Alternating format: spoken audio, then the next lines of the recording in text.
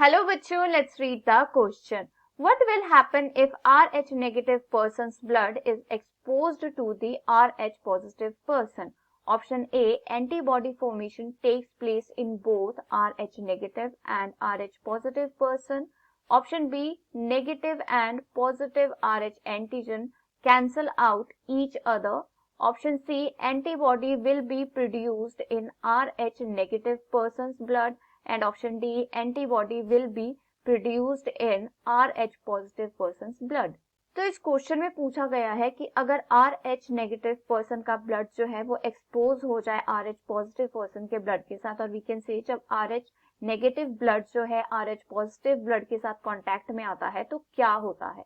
तो इस क्वेश्चन के लिए की कॉन्सेप्ट है research factor which is also known as the RH factor. अब RH factor को कैसे डिफाइन करते हैं? That means it is the inherent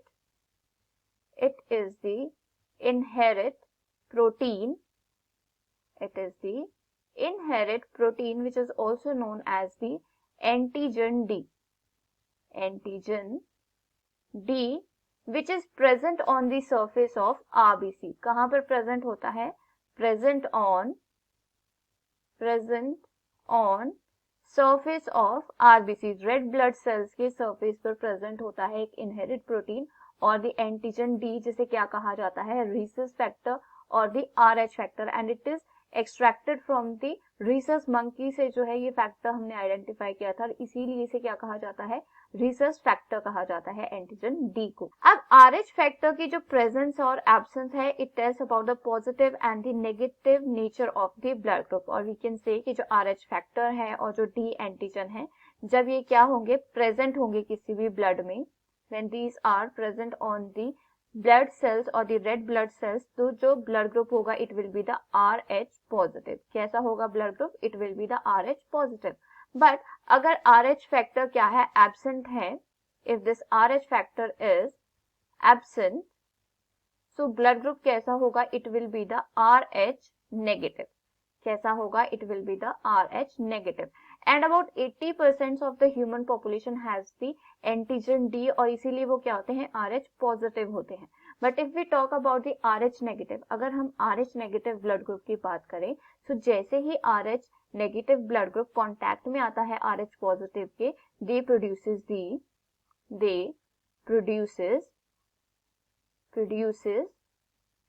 D antibodies. क्या करते हैं ये? डी एंटीबॉडीज प्रोड्यूस करते हैं। तो क्या होता है कि कोई भी रेसिपिएंट है, that is the RH negative person है, सो RH नेगेटिव पर्सन को जब भी क्या किया जाता है? डोनेट किया जाता है RH पॉजिटिव ब्लड। क्या किया जाएगा? जब भी RH पॉजिटिव ब्लड जो है डोनेट किया जाता है RH नेगेटिव ब्लड में, सो RH पॉजिटिव ब्लड में क्या होता है कि जो RBCs होती हैं, they has the RH antigen और द डी एंटीजन।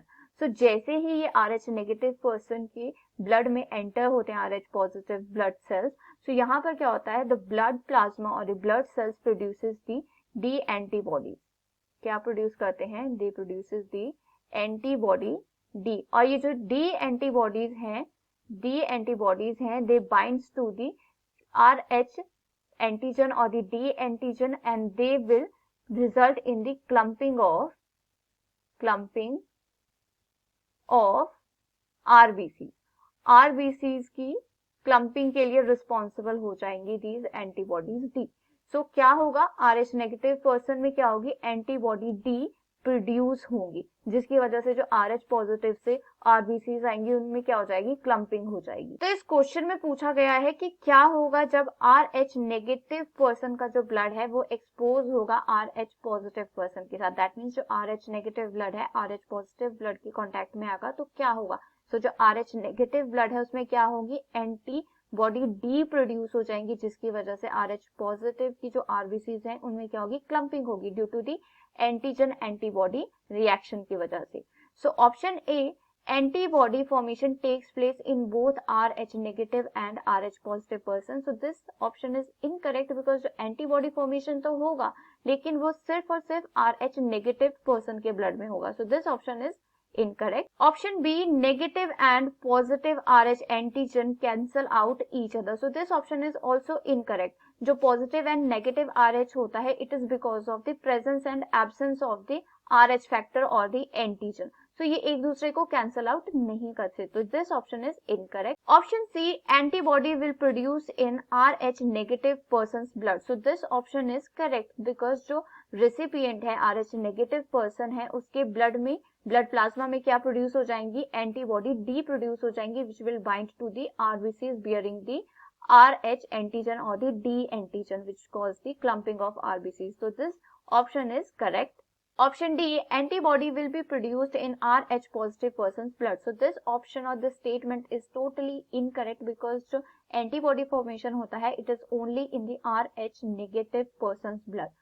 सिर्फ RH नेगेटिव पर्सन की जो ब्लड होंगे उनमें एंटीबॉडी डी प्रोड्यूस होगा. RH पॉजिटिव ब्लड ग्रुप में एंटीबॉडी फॉर्मेशन नहीं होता डी का, बिकॉज अगर RH पॉजिटिव में एंटीबॉडी डी फॉर्म हो जाए तो वहां पर क्या होगा, there will be the clumping of the all RBC, सभी आरबीसी की क्या हो जाएगी, क्लम्पिंग हो जाएगी. So this is not the situation. So यहाँ पर क्या होता है, RH नेगेटिव ब्लड ग्रुप को अगर हम RH पॉजिटिव ब्लड ग्रुप में ट्रांसफ्यूज कर दे, there will be the no antibody formation. But RH negative blood group है, it is not compatible for the RH positive blood. So this option is incorrect. So for this question, the final answer is option C. Antibody will be produced in RH negative person's blood. I hope you understood it well. Best of luck. Thank you.